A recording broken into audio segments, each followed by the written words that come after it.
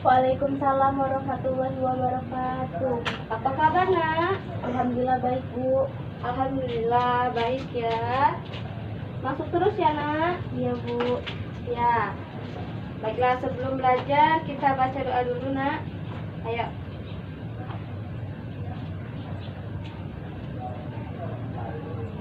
Doa selesai.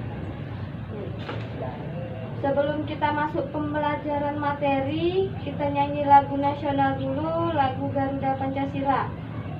Hafal ya? Ya, 1, 2, 3. Garuda Pancasila, akulah pendukungmu.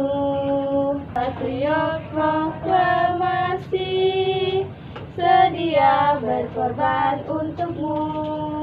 Pancasila dasar negara, rakyat adil makmur sentosa, pribadi bangsaku. Ayo maju, maju, ayo maju, maju, ayo maju, maju. Baiklah, selanjutnya kita masuk ke materi. Kita hari ini masuk ke tema 2, subtema 1, cara tubuh mengolah udara bersih. Tema 2 mengenai udara bersih bagi kesehatan. Nah, pada materi ini kita bisa memahami lebih rinci tentang pentingnya udara bagi kehidupan, bagi pernapasan kita dan hewan. Lalu selanjutnya kalian lihat dulu di subtema 1 itu ada gambar apa aja. Nah, kalian tulis sebuah pertanyaan yang menurut kalian ingin kalian ketahui. Nah, nanti terserah mau berapa pertanyaan. Pertanyaannya kalau sudah ditulis, kumpulkan di meja Ibu. Nanti kalau sudah dikumpulkan, kita masuk ke materi. Baiklah, sudah tadi kalian kumpul ya. Sekarang kita masuk ke pembahasan. Di bawah ayo mengamati itu ada pertanyaan. Ada berapa pertanyaan? 6. Ada 6. Dan 6 pertanyaan ya. Ayo mengamati. Soal nomor 1. Makhluk hidup apa saja yang kamu lihat pada gambar tersebut? Manusia, kambing, ayam, dan itik.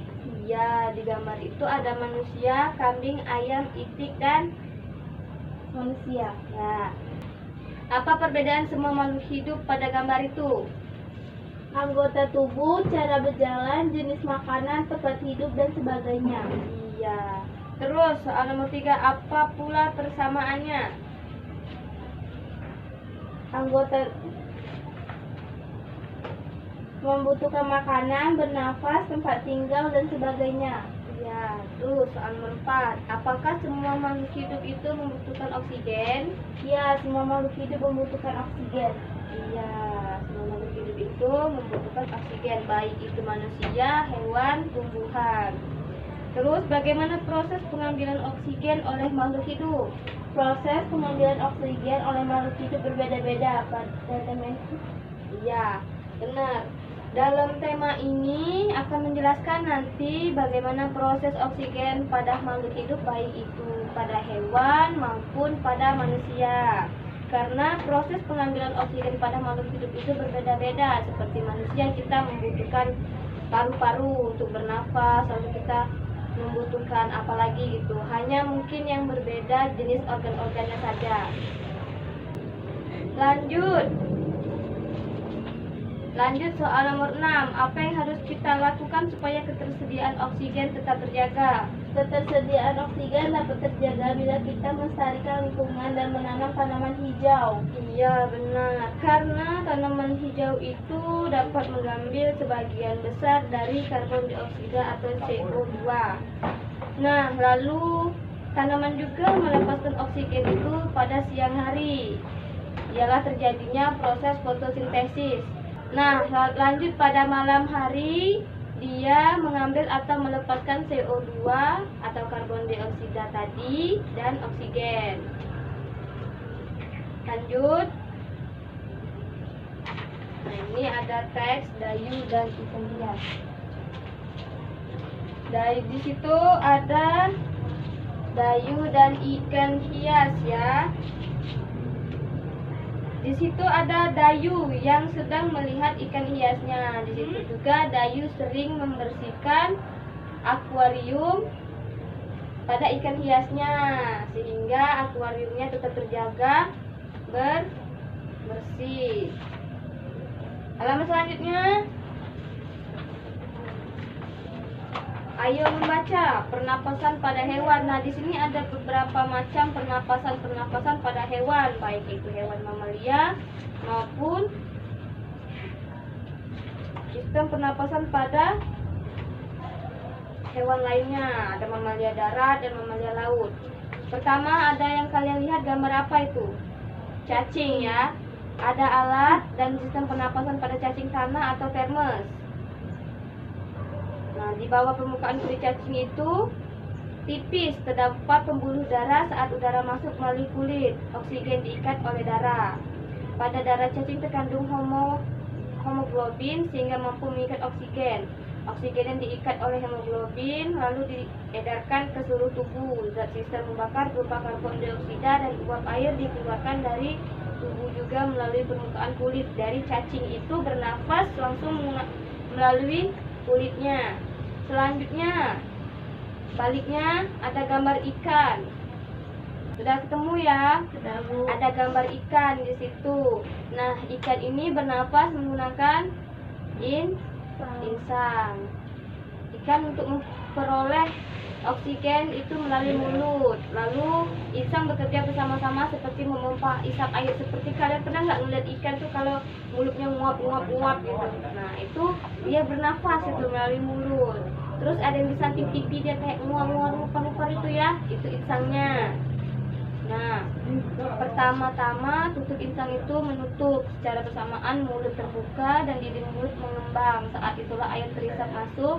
Kedua, rongga mulut menyempit dan mulut menutup secara bersamaan, tutup insang terbuka.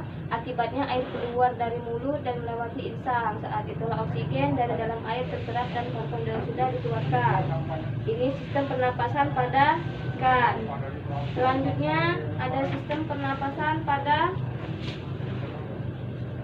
lebah ya, serangga ya, itu serangga lebah. Nah, di sini alat dan sistem pernapasan pada serangga insekta seperti hewan lain bernapas dengan mengisi oksigen, melepas karbon dioksida. Nah, untuk pernapasan pada lebah ini berbeda, dia ada spiracle. Nah, udara memasuki trakea melalui pori-pori kecil di permukaan tubuhnya serangga yang disebut spiracle, ialah itu lebah. Selanjutnya udara beredar melalui pembuluh darah kecil. Sel-sel tubuh mengambil oksigen langsung dari pembuluh darah kecil. Karbon dioksida dari sel akan mengalir ke trakeola lalu dibuang melalui spiracle tadi. Selanjutnya ada kodok gitu ya, katak. Katak ini termasuk hewan amfibi. Ya, amfibi. Amfibi itu hewan yang hidup di darat dan di air juga. Kalian pernah kan lihat katak kan? Ada yang tinggal di darat, ada yang tinggal di laut. Nah, saat masih berupa kecebong, katak hidup di dalam air dan bernapas menggunakan insang. Karena bentuknya seperti ikan kan. Nah, insang kecebong itu terletak di luar tubuhnya dan terdiri atas lembaran-lembaran kulit halus mengandung kapiler darah.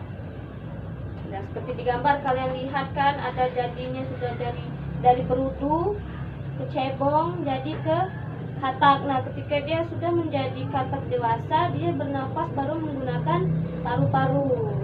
Dia juga mempunyai usus itu. Organnya hampir sama kayak organ kita, cuma tidak terlalu lengkap ya. Nah, selanjutnya ada burung. Sistem pernapasan pada burung atau apes. Burung ini mempunyai kantong udara anterior. Dia bernapas melalui trakea. Kantong udara posterior. Nah, saat dia bernapas, inhalasi kantong udara itu terisi. Saat dia bernapas membuang nafas melalui paru-paru, lalu berjalan, ekhalasi, kantong udaranya kosong, dan paru-paru terisi. Kembali bolak-balik kayak gitu aja, kayak kita bernafas ya. Terus ada gambarnya juga kan, gambar bentuk paru-parunya. Dalam paru-paru burung itu ada kayak apa, rongga-rongga itu ya. Nah, selanjutnya Mamalia. dari itu lumba-lumba ini air. Selanjutnya ada alat sistem pernapasan pada mamalia. Banyak ya di situ. Mamalia, ada mamalia apa itu? Mamalia darat ya. Ada sapi, kerbau, rusa, kuda, jerapah, kambing, domba, gajah, semua ada. Itu termasuk mamalia darat. Hewan mamalia itu hewan apa? Hewan yang Menyusui. Ya, hewan mamalia itu hewan yang jenisnya menyusui. Seperti kalian pernah lihat kan, anak kambing itu nyusu, sapi itu kan. Nah, ya ada juga kucing. Siapa yang punya melihara kucing di rumah? Ya, Bu. Iya, itu juga menyusui kan? Ya, Bu. Lalu ada lagi mamalia darat, mamalia laut. Nah, mamalia darat ini ada contohnya satu kuda ya. Di situ dia mempunyai bronkiolus, trakea, paru-paru sama kayak tadi dia mempunyai trakea kayak burung ya. Nah, kuda juga punya paru-paru, vena, alveoli, arteri. Lanjut ke mamalia air. Ini ada ikan lumba-lumba. Nah, mamalia air ini hidup dilengkapi dengan katup. Saat mamalia tersebut menyelam, saat lumba-lumba itu menyelam, katup akan menutup. Lumba-lumba akan dapat mengenai katup. Sebaliknya saat mamalia tersebut menuju ke permukaan air, katupnya terbuka seperti insang ikan tadi bernafas. Dia saat dia bernafas buka tutup gitu ya. Nah, baiklah, untuk materi yang sudah kita pelajari hari ini, apakah anak-anak semua ngerti? Ngerti, Bu. Bisa dipahami? Bisa. Kita tadi belajar mengenai apa? Hewan, mamalia, darat dan laut. Lalu, Cara tumbuh mengolah udara bersih. iya, cara tubuh mengolah udara bersih. Seperti contoh yang tadi, Danu sama ikannya. Dia sering membersihkan kolamnya, akuariumnya, jadi tempat ikan itu selalu bersih sehingga ikannya juga nyaman. Baiklah, kalau ada pertanyaan bisa nanti tulis di kertas yang tadi, kalian ambil lagi, kumpulin lagi di meja ibu, lalu nanti kita jawab minggu depan sama-sama ya. Baiklah, sekian pembelajaran kita hari ini. Ibu akhiri. Wassalamualaikum warahmatullahi wabarakatuh. Sebelum kita pulang, kita baiknya membaca doa terlebih dahulu. Ayo membaca doa. Doa mulai.